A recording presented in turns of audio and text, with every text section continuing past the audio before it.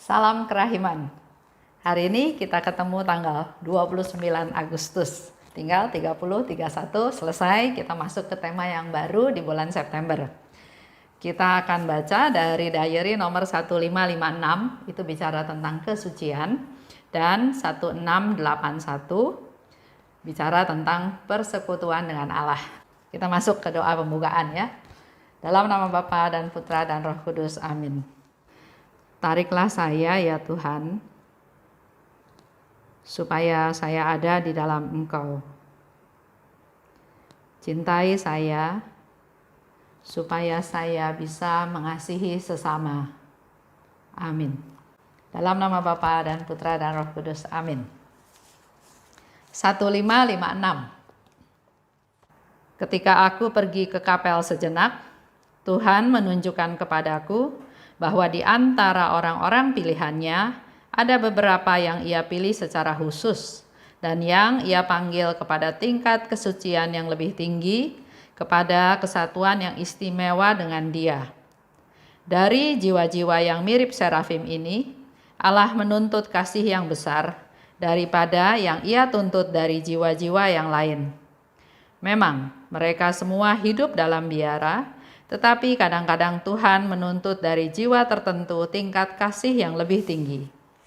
Jiwa yang demikian memahami panggilan ini, sebab Allah memberitahukan panggilan ini secara batin, tetapi jiwa itu dapat mengikuti atau mengabaikan panggilan ini.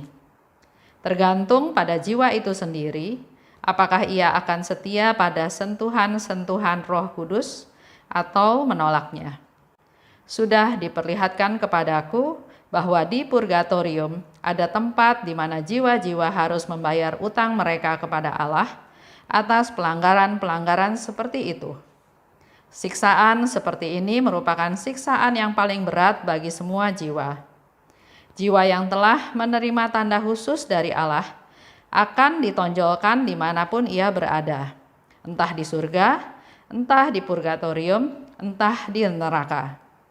Di surga, ia akan diunggulkan di atas jiwa-jiwa lain dengan kemuliaan yang lebih cemerlang dan pengetahuan yang lebih jelas tentang Allah. Di purgatorium, ia akan menanggung penderitaan yang lebih berat sebab ia mengenal Allah dengan lebih baik dan mendambakannya dengan kerinduan yang lebih besar. Di neraka, ia menderita lebih berat daripada jiwa-jiwa lain, karena ia mengetahui dengan lebih jelas bahwa ia telah kehilangan segala sesuatu. Tanda kasih eksklusif Allah yang tak terhapuskan ini tidak akan dihapus. Kita lanjut di 1681. Pada saat itu sinar Allah menembus diriku dan aku merasakan bahwa aku menjadi milik Allah yang istimewa. Aku mengalami kebebasan rohani yang amat besar, yang tidak pernah aku bayangkan sebelumnya. Dan pada saat yang sama, aku melihat kemuliaan kerahiman ilahi dan himpunan jiwa-jiwa yang tak terbilang jumlahnya sedang memuji kebaikannya. Jiwaku sepenuhnya tenggelam dalam Allah dan aku mendengar suara, "Engkau adalah putri kesayanganku." Kehadiran Allah yang sungguh nyata aku rasakan sepanjang hari. Kita baca ya 1556. Jadi Suster Faustina katakan, ketika aku pergi ke kapel sejenak.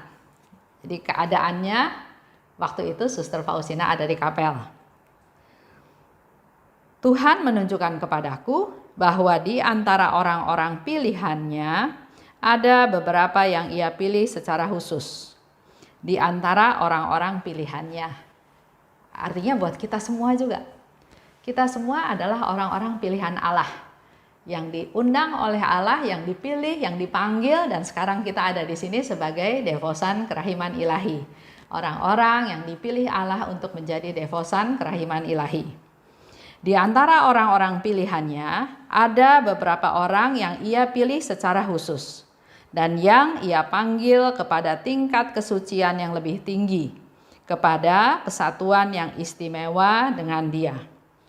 Jadi dari sekian banyak yang dipanggil, yang dipilih, Tuhan memilih secara khusus orang-orang tertentu. Dipanggil untuk tingkat kesucian yang lebih tinggi, pada kesatuan yang istimewa dengan Dia. Dan untuk pilihan ini, untuk panggilan ini, Allah menuntut kasih yang lebih besar. Kita masih ingat ya, kata-kata engkau diberi banyak, maka engkau dituntut banyak. Atau cerita juga di Injil, di Alkitab, ada orang yang dikasih sama Tuhan 5 talenta. Ada yang dikasih 2 talenta. Ada yang dikasih 1 talenta. Jadi memang pemberian dari Tuhan, rahmat dari Tuhan itu enggak semua sama rata. Berbeda-beda. Dan dalam hal ini, Suster Faustina ingatkan kita semua bahwa ada orang-orang pilihannya, pilihan Tuhan, tapi dipanggil secara khusus. Jadi kita dalam hidup kita sehari-hari, dalam pelayanan, dalam aktivitas rohani kita juga nggak bisa banding-banding sama orang lain. Misalnya, dia rajin, saya harus lebih rajin, oke. Dia bisa ini, bisa ini, bisa ini, bisa ini, saya juga harus bisa. Nah, itu yang berbeda ya. Panggilan orang itu berbeda-beda. Ada yang dia bisa mewarta dengan baik. Ada yang dia bisa menulis dengan baik. Ada yang bisa berbahasa roh, ada yang bisa mengerti bahasa roh. Tapi enggak berarti kita semua harus bisa semuanya. Kembali lagi tergantung apa yang Tuhan berikan kepada kita. Yang harus kita lakukan adalah apa yang sudah Tuhan berikan pada kita, itulah yang kita jalani. Jadi dalam hal ini sebetulnya nggak perlu ada rasa iri. Ada seseorang yang memang dia punya bakat, punya talenta, punya kemampuan sebagai pimpinan. Pimpinan juga beda-beda. Ada pimpinan 100, ada pimpinan 1000, ada pimpinan 10. Tapi ada juga orang yang bagus kalau dia jadi wakil. Daripada dia jadi ketua untuk 10 orang, mungkin dia masih bagus jadi wakil untuk 100 orang. Jadi di sini berbeda-beda. Panggilannya berbeda. Tuhan yang rencanakan juga berbeda-beda, tapi dalam hal ini orang yang bisa banyak, sebetulnya dia dituntut banyak. Dan kembali lagi, jangan membanding-bandingkan. Kalau kita sudah mulai membandingkan, oh dia bisa, saya juga harus bisa. Kok dia bisa kayak gitu, kok saya nggak bisa? Memaksakan kehendak, hasilnya pasti nggak bagus. Ya, biar Tuhan saja yang berkarya dalam diri kita masing-masing. Dan di situ Suster Faustina kasih tahu lagi, jiwa mengetahui panggilan itu. Karena Allah memberitahukan panggilan tersebut secara batin. Jadi kita masing-masing sebetulnya tahu panggilan tersebut. Tapi ada yang peka, ada yang mau dengar, ada yang acuh tak acuh, ada yang cuek. Contoh ya, contoh yang sederhana. Dia dipanggil untuk menjadi anggota KUR. Memang yang panggil ya teman KUR atau ketua lingkungan ya. Tapi dia merasa, suara saya jelek. Masih banyak orang lain yang lebih bagus. Dia mulai menolak. Padahal panggilan itu bisa saja panggilan itu dari Tuhan. Tuhan pakai sarana ketua lingkungan atau anggota KUR lainnya untuk bergabung. Tapi sebaliknya, ada orang yang suaranya kurang bagus, tapi dia memaksakan diri, pokoknya saya harus masuk anggota KUR tersebut. Memang tujuannya pelayanan, tapi gara-gara suara dia, anggota KUR itu jadi berantakan. Nah, ini juga harus tahu diri, karena panggilan orang itu berbeda-beda. Yang pasti jiwa mengetahui panggilan tersebut. Karena Allah memberitahukan panggilan tersebut secara batin. Jiwa dapat mengikuti atau mengabaikan panggilan tersebut. Tadi yang seperti saya kasih contoh anggota KUR ya. Ajakan untuk KUR. Dia bisa menanggapi, dia mau bernyanyi untuk Tuhan, karena suaranya bagus, karena suaranya dibutuhkan oleh anggota KUR lain, atau dia dapat mengabaikannya, dia dapat menolaknya. Yang menjadi poin di sini adalah apakah ia akan setia pada sentuhan Roh Kudus atau menolaknya. Setiap orang punya panggilan yang berbeda-beda. Contoh ya, kalau saya baca dari buku diary Suster Faustina di awal sekali ya, sebelum dia masuk ke biara, dia juga sudah ada panggilan untuk hidup menjadi lebih sempurna. Tuhan bilang ini itu ya, tapi dia nggak bisa melakukannya, nggak bisa melaksanakannya, sampai akhirnya dia bilang, udah, saya akan berdoa dengan suara keras. Bapa kami yang ada di surga, dimuliakanlah namamu. Tujuannya, kalau dia bersuara keras, dia nggak bisa dengar suara Tuhan. Itu salah satu contoh penolakan yang karena dia setiap bertanya, nggak bisa, orang lain nggak bisa jelaskan maksud tersebut. Bahkan dia bertanya pada ibunya pun, ibunya juga bilang, dia nggak tahu. Yang waktu dia lihat sinar ya, atau malam-malam dia dibangunkan, atau dia bilang Tuhan minta dia hidup lebih sempurna. Dia hanya dapat kata-kata seperti itu dan dia perlu penjelasan. Karena penjelasannya tidak memuaskan, akhirnya dia juga pikir, udah nggak mau dengar lagi suara Tuhan. Jadi dia berusaha berdoa dengan suara. Tujuannya supaya dia nggak mendengar suara Tuhan. Tapi itu cerita dulu ya, cerita waktu si Helena ini masih kecil. Nah, kalau kita ambil contoh dalam hidup kita sekarang ini, contoh ya, ada teman, dia punya talenta, punya kemampuan untuk bisa berdoa atau bisa peka, bisa tergerak. Dia tahu bahwa ada orang yang perlu didoakan. Nah, oke, dia lakukan doa. Tapi dia dengan syarat, Tuhan, saya mau berdoa untuk orang-orang yang butuh doa. Tapi saya nggak mau lihat ya, saya nggak mau lihat penampilannya orang itu. Saya nggak mau lihat katanya gitu. Kalau suara masih oke lah katanya ya. Nah, di sini terjadi suatu tawar-menawar. Ada keinginan untuk melayani, tapi nggak tulus, nggak tuntas. Karena dia memakai syarat. Saya mau berdoa buat seseorang, tapi saya nggak mau lihat. Tapi saya nggak mau ini, nggak mau itu ya. Contoh, ada lagi satu orang, dia punya karunia berdoa.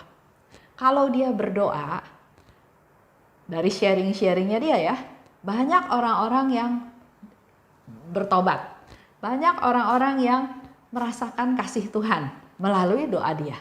Ya. Nah, jadi dia rajin berdoa.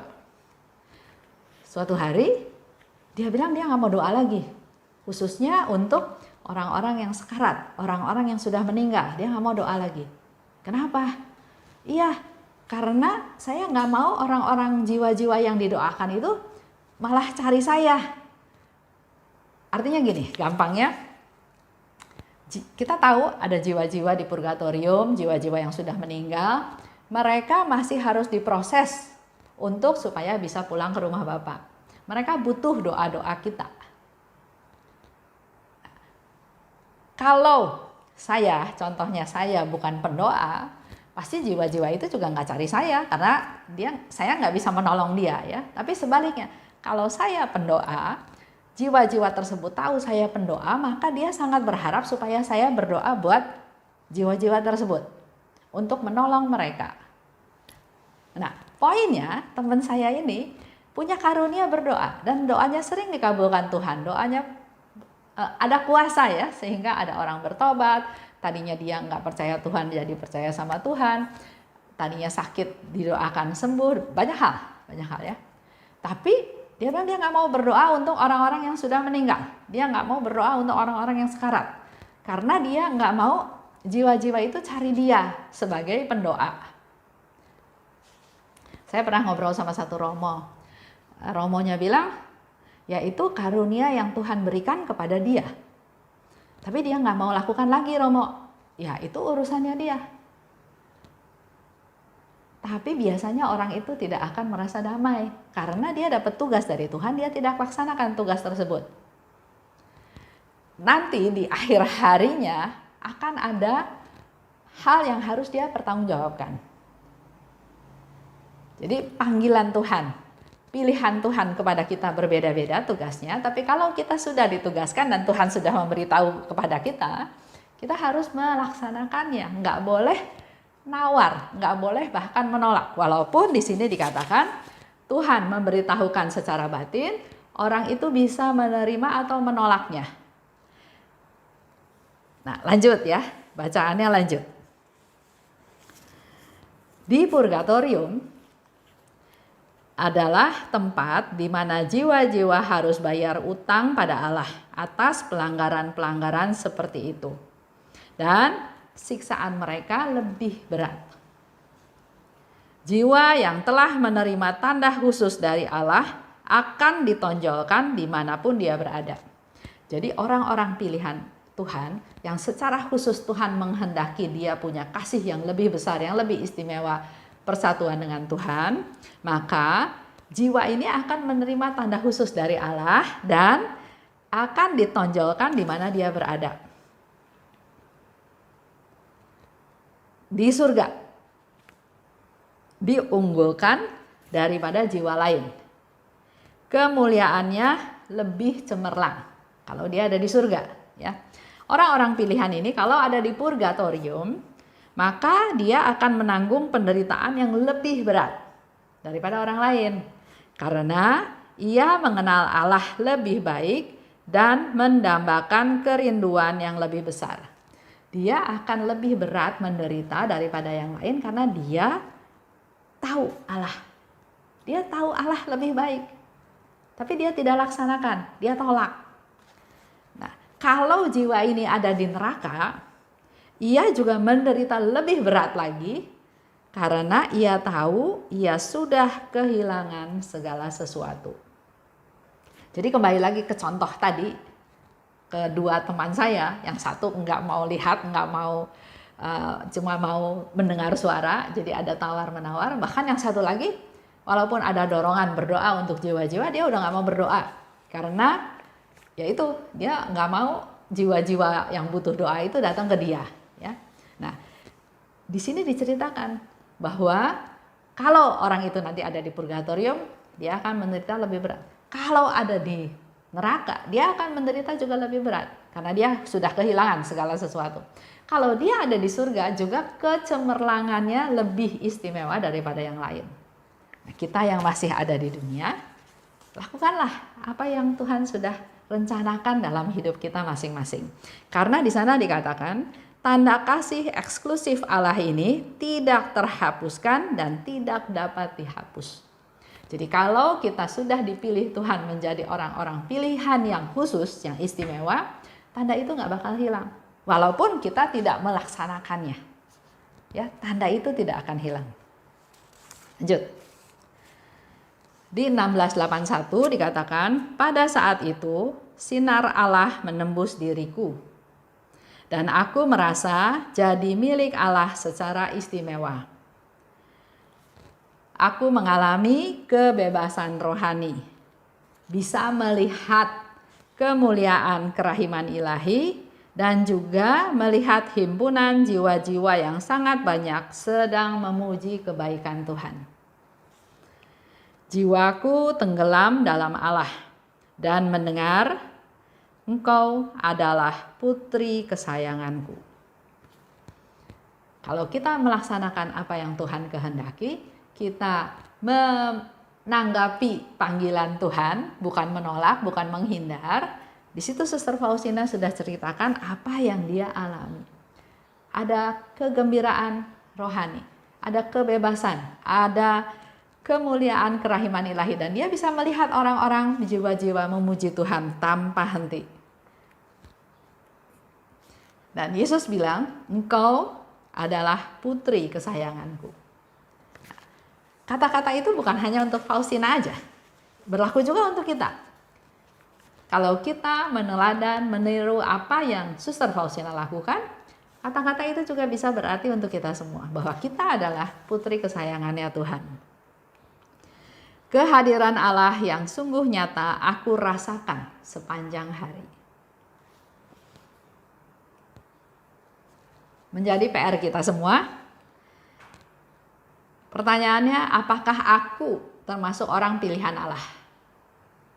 Nggak usah jawab sekarang, renungkan, coba hayati, karena Tuhan katakan Dia memberitahu kepada kita secara batin. Kedua, lakukan segala sesuatu dengan kasih yang besar. Lakukan segala sesuatu dengan kasih yang besar. dan rasakan bahwa Tuhan itu selalu hadir sepanjang hari. Baik, itu aja untuk hari ini. Kita tutup ya dengan doa penutup. Dalam nama Bapa dan Putra dan Roh Kudus. Amin. Allah Bapa yang Maha Baik, terima kasih Bapa atas rahmat-Mu, atas pemberitahuan, pencerahan yang Kau berikan kepada kami melalui Santa Faustina.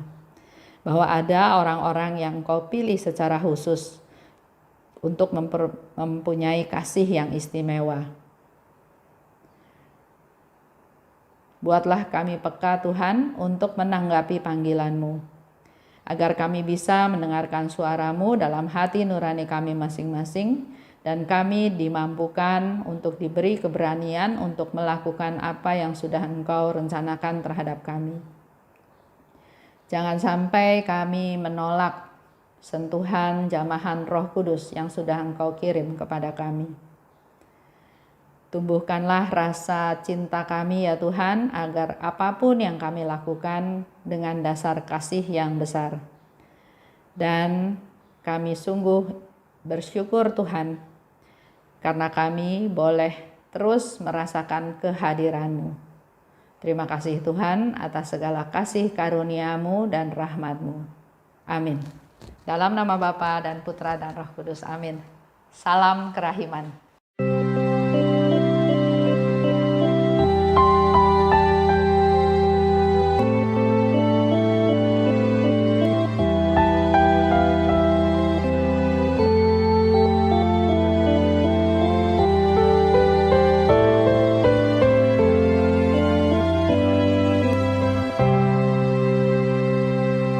Syukur kepadamu ya Allah, karena Engkau mengelilingi hidupku dengan perhatian-Mu yang mesra dan penuh kasih. Syukur kepadamu ya Allah,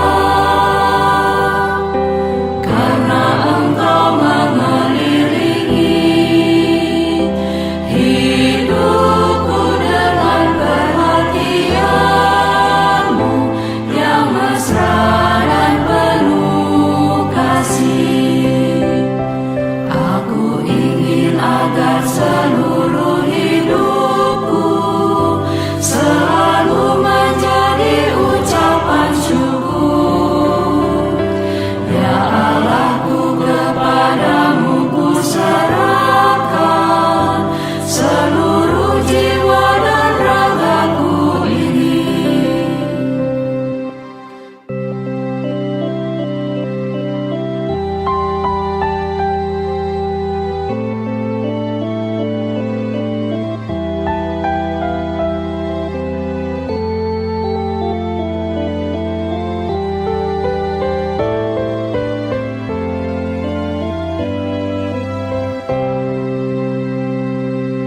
Syukur kepadamu ya Allah, karena Engkau mengelilingi